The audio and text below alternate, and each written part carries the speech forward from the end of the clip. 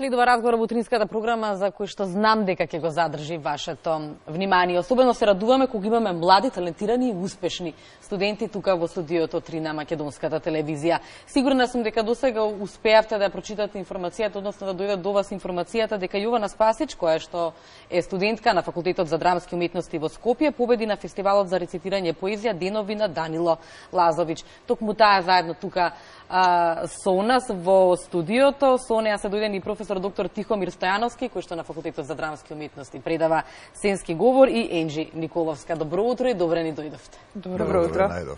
Дека ја пробав, се обидов да ја скратам најавата за да може вие да имате повеќе време за говорење. Честитки пред се за наградата, за големиот успех. Ова е фестивал кој што постои 7 години, ние учествуваме 6 години, оваа 7 година доаѓаме со победа. Јована, какво е чувството, какви се импресиите? Чувството е многу убава. Еве сега веќе помина доволно време, па можам да ја прифатам информацијата дека сепак ја земав награда, и покрај тоа што на почетокот навистина не ми се веруваше.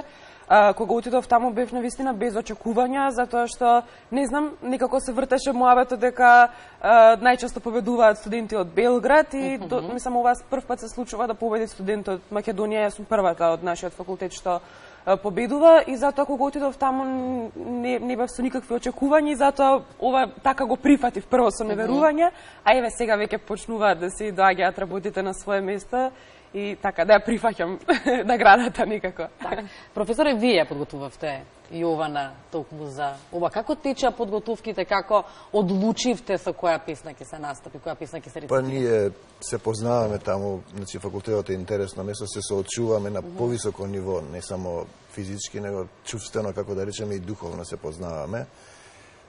Бираме луѓе кои да одат на фестивалот, нашите претходници, зашто имаат чувствена структура длабока, зашто тоа ги допира таму слушателите во Прибој, кои има традиција на поезија. Таму имало и претходно фестивал на поезија меѓународен.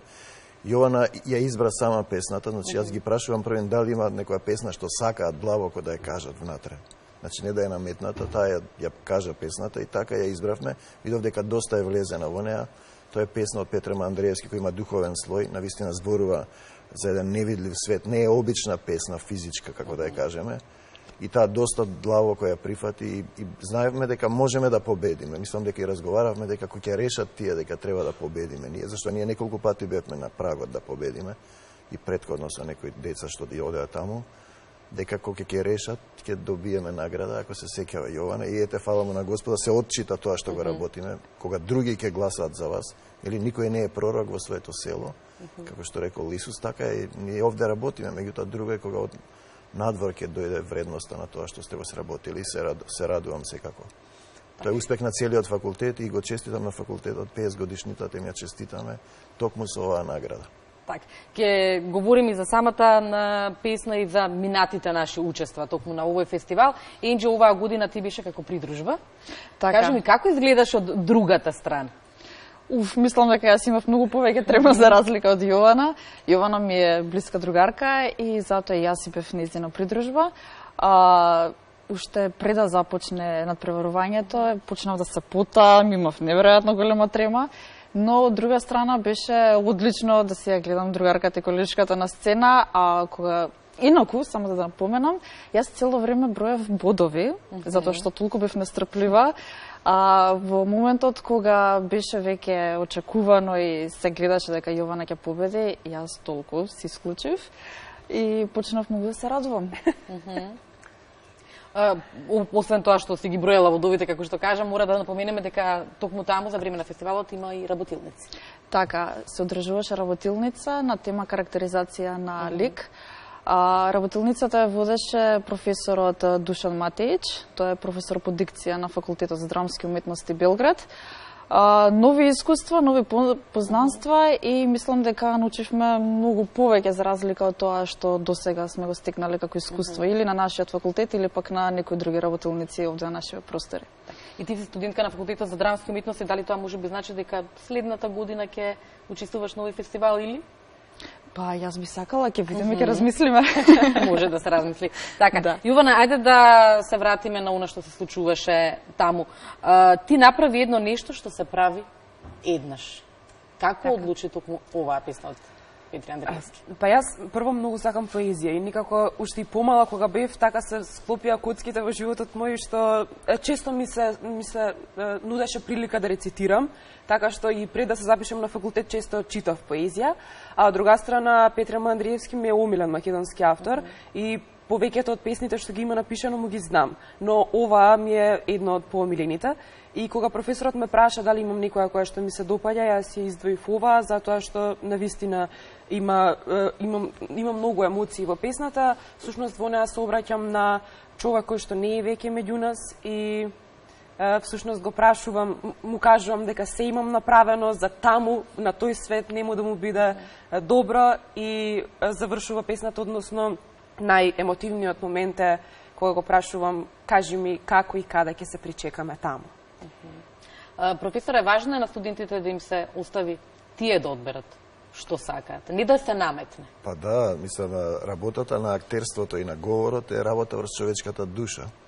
И бидејќи тука е многу битно да не се натисне, бидејќи чувствата не можеме ние да ги произведуваме, значи треба човекот да е слободен, пред физички и мисловно, за да може да функционира. Ние се прилагодуваме на менталната и чувствената структура што ги имаат студентите, значи да се развие тоа што е внатре во нив, да се ослободи од сите, како да кажеме, претходни барикади од општеството што се наметнати и да може чувствено да се изрази, се разбира, работејќи врз сопствениот глас, да стекне потребата да зборува, низ говорот, низ зборот, да ја пренесува дарбата што ја дал Бог, нели, човек со човек, во однос на поезијата, кога вие рецитирате и предизвикувате чувства, значи, затоа доаѓаат луѓето во театар, покрај таа современа техника, да не заборавиме дека Македонија има голема традиција од Колкинскиот неолитски театар до денес, да сретне жив човек, да препознае живи чувства, да доживее внатре и да се сети дека и тој жив и дека човек на човека треба да се љуби еден со друг, не да му биде волк и така натаму, тоа е суштината на оваа професија. Кога станува збор за оваа тема, јас имам прв пат гости токму на оваа тема. Морам да прашам како изгледат подготовките за еден ваков фестивал?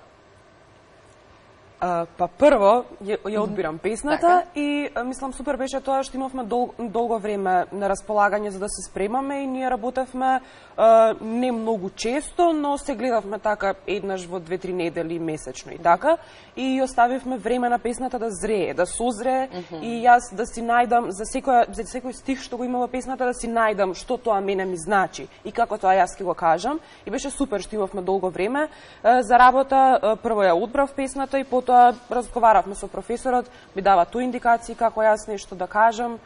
И така. Професоре, ова е 6-ти пат како учествуваме на овој фестивал. Минатите искуства какви се? Пред се радувам што прибојската публика многу го сака македонскиот јазик и македонската поезија.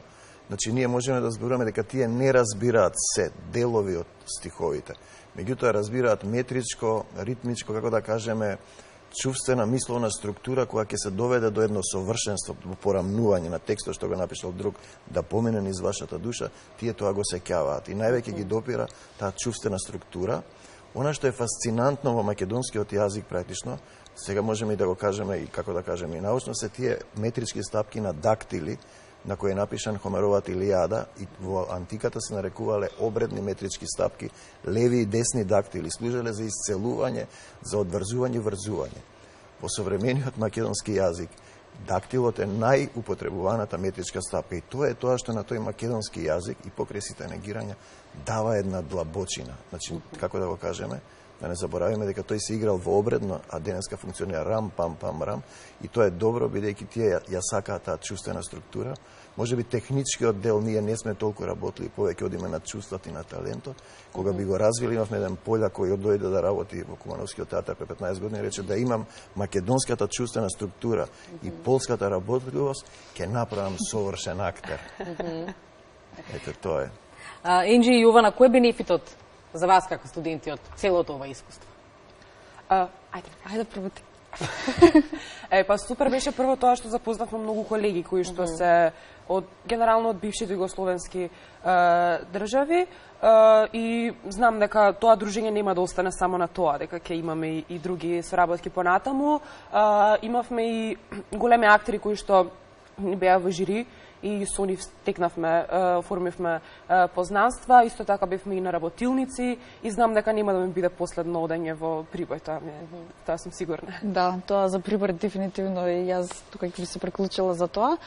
А инаку се начна некоја тема, тоа е дека баш нашите студентите, наши колеги, од овие простори би сакале да направиме некој проект со кој, ете, на некој начин и ние, секој поединечно од нас ќе се истакне, па ќе видиме што ќе испадне тоа.